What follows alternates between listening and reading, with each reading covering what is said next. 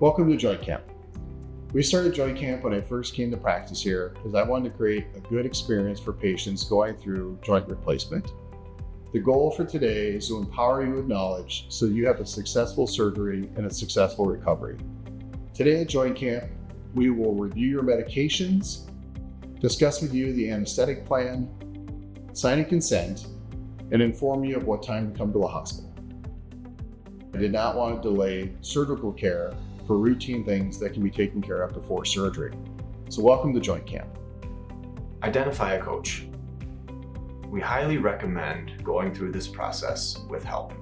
You will need help getting to and from the hospital for your surgery, as well as for the first few days following surgery.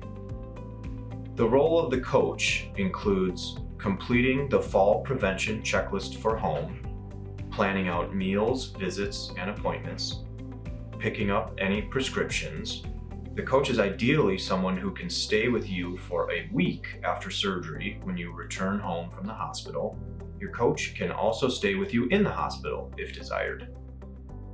As a coach, you will be their biggest fan, encourage them throughout the recovery process, and keep track of their progress and their accomplishments. Dental antibiotics. We follow the current guidelines from the American Academy of Orthopedics and the American Dental Association for antibiotic use after joint replacement. Current guidelines do not recommend antibiotic use for routine dental cleanings in low-risk patients. Previous recommendations recommended antibiotic use for all patients, however that has changed, and now we only use it for deep dental procedures below the gum line, such as root canals. This could be an exception for high-risk patients, such as patients that have diabetes, patients that are immunocompromised, or patients that fall into other high-risk categories where we may recommend antibiotics before routine dental procedures. We also recommend that you do not schedule any dental appointments for at least 3 months following your total joint replacement. Before surgery, you need to protect your skin from cuts, abrasions, and lacerations. Cuts can harbor bacteria and potentially cause an infection. If you do have any concerns with cuts or abrasions on your skin, please contact our clinic before surgery so that we can get you in to be evaluated by one of our providers. They can help determine whether we need to do anything different the day of surgery or whether we can proceed with surgery as scheduled. The night before surgery, your bags are packed and you should be getting a good night's sleep. You should not eat any food 8 hours before your scheduled procedure time.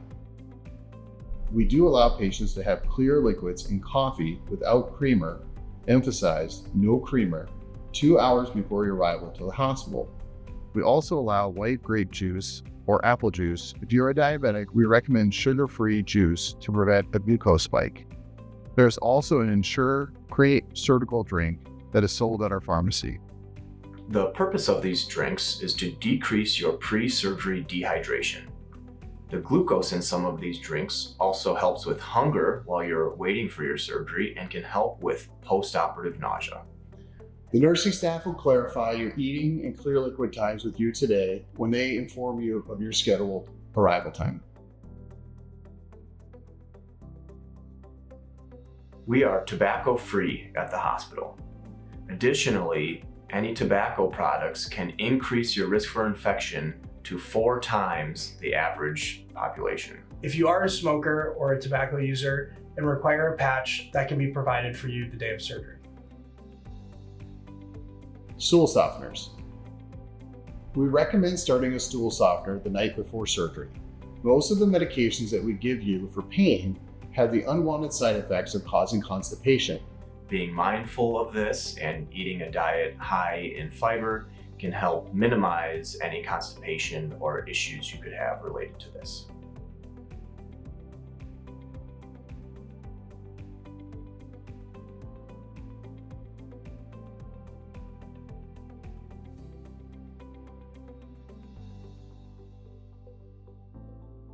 On your surgical area before arriving to the hospital.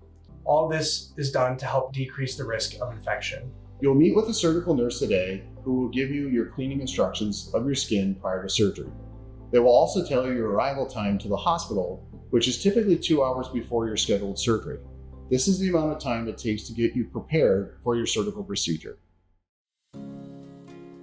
Typical surgical timeline. Assuming you had an 8 a.m. surgery, you'll typically arrive 2 hours before your surgery at 6 a.m. You will be brought to the pre-surgical area and be met by one of the admitting nurses. They will start an IV and confirm the surgical plan. You will then be given pre-surgical medications such as antibiotics and pain medication.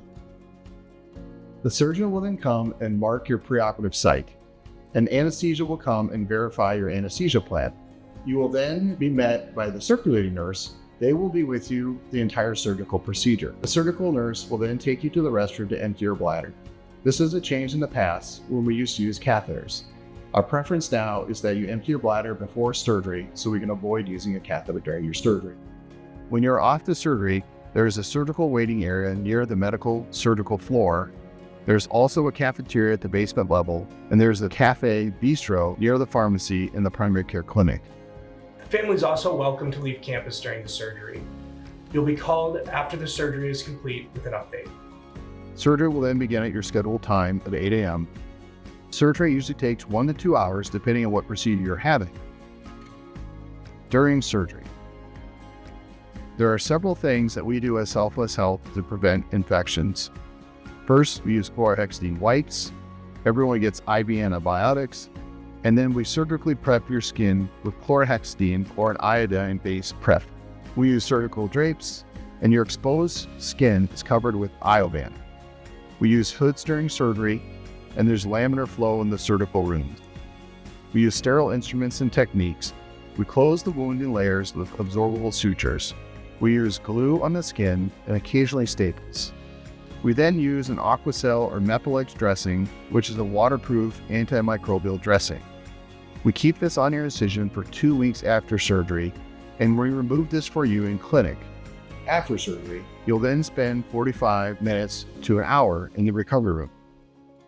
You'll then arrive at the floor around 10:30, have lunch, and we'll have you get up to a chair once your spinal's worn on. The next day, you'll have labs drawn early in the morning. You'll see physical and occupational therapy for evaluations. The pharmacist will review your medication. Typically, patients are discharged 1 hour after your last therapy time. Therapy times will be posted in your room in the evening of your surgery. The vast majority of patients discharge home the day after surgery. If you do not feel you can go home after surgery, we will need to have an alternative discharge plan arranged prior to your surgical date. You will need to have a medical reason to stay in the hospital.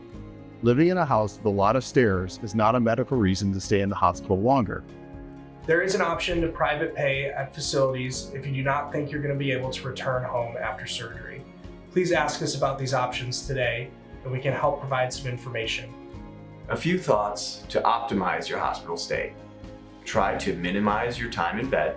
Try to eat while sitting or upright. Pump your ankles to prevent blood clots. Try to get up and walk as much as you can. It's the walking that helps decrease constipation, nausea, and blood clots. Anesthesia. Overall, there are 2 general categories of anesthesia. The most common anesthetic that we use here for hip and knee replacements is something called regional anesthesia.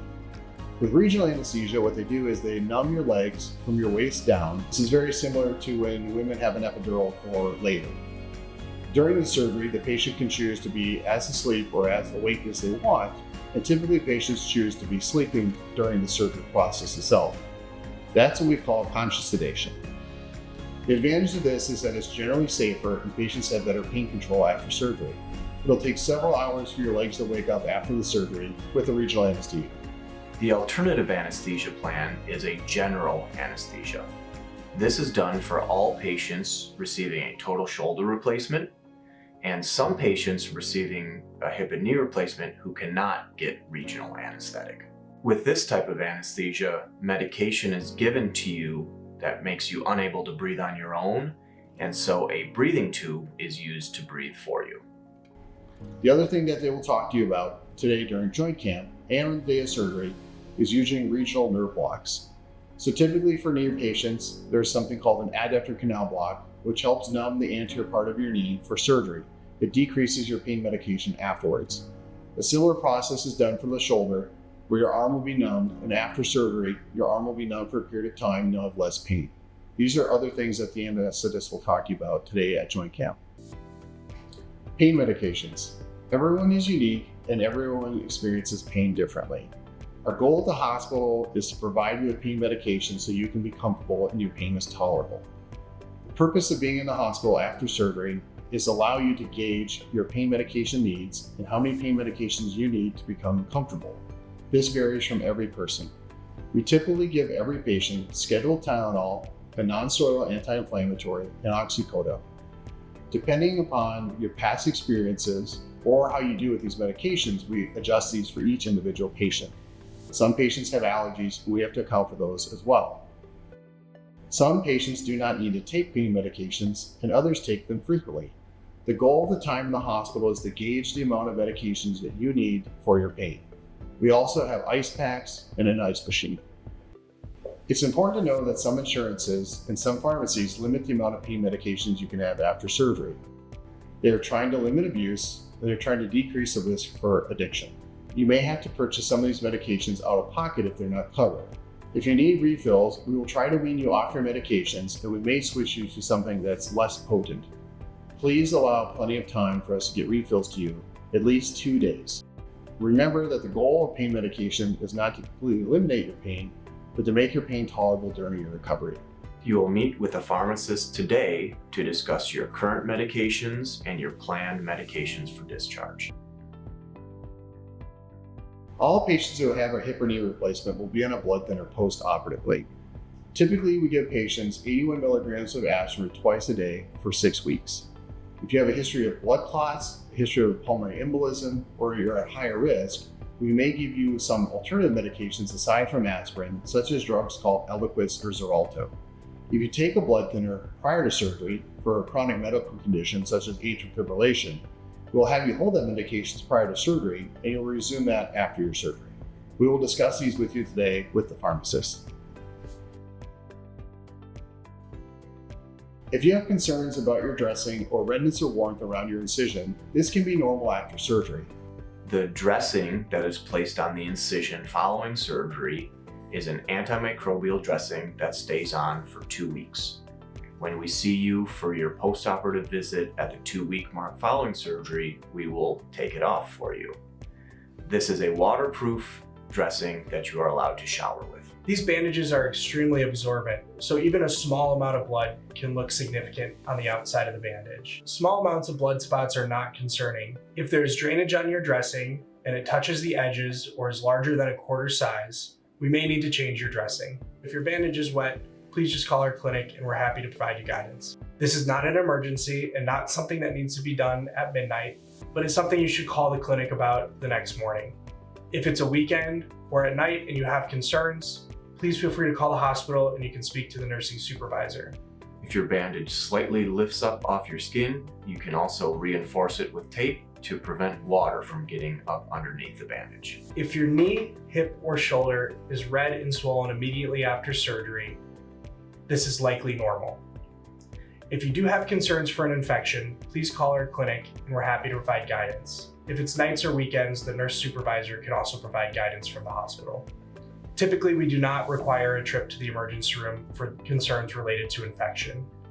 If you are having chest pain, shortness of breath, or any other medical emergency, then we definitely recommend you call 911 or go to the emergency room.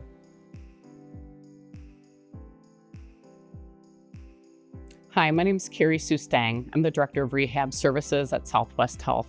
We're really excited to help you following your joint replacement surgery at Southwest Health. We want to just give you some tips and suggestions to help you have a successful outcome. First of all, we want to make sure your house is prepared for you. If you have steps, please install a railing to provide additional stability and safety, making it a safer environment for you to navigate throughout your recovery.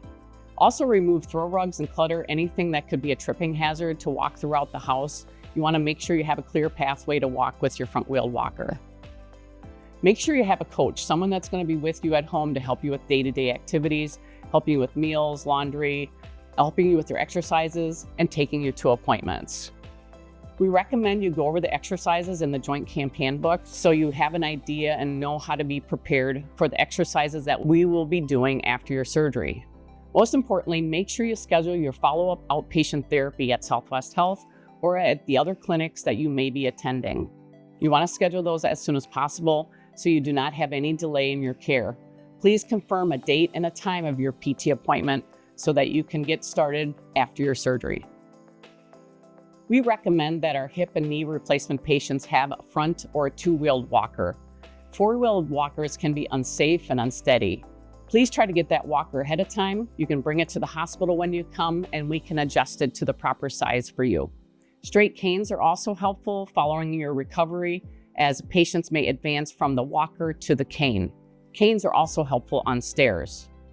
There's 3 options of getting the walker.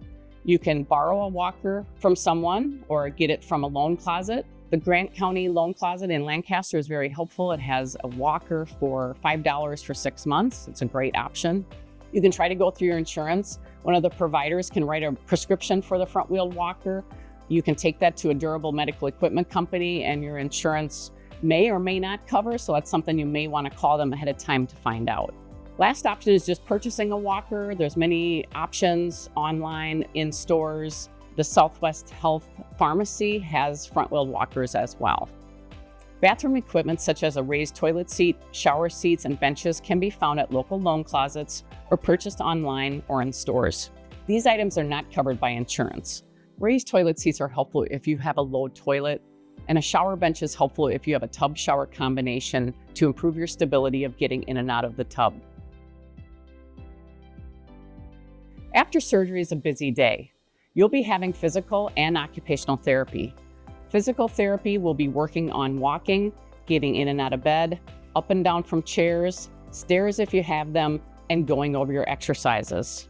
Occupational therapy will be working on the activities of daily living, toileting, dressing, bathing, and making sure you know how to handle these tasks and get by day to day.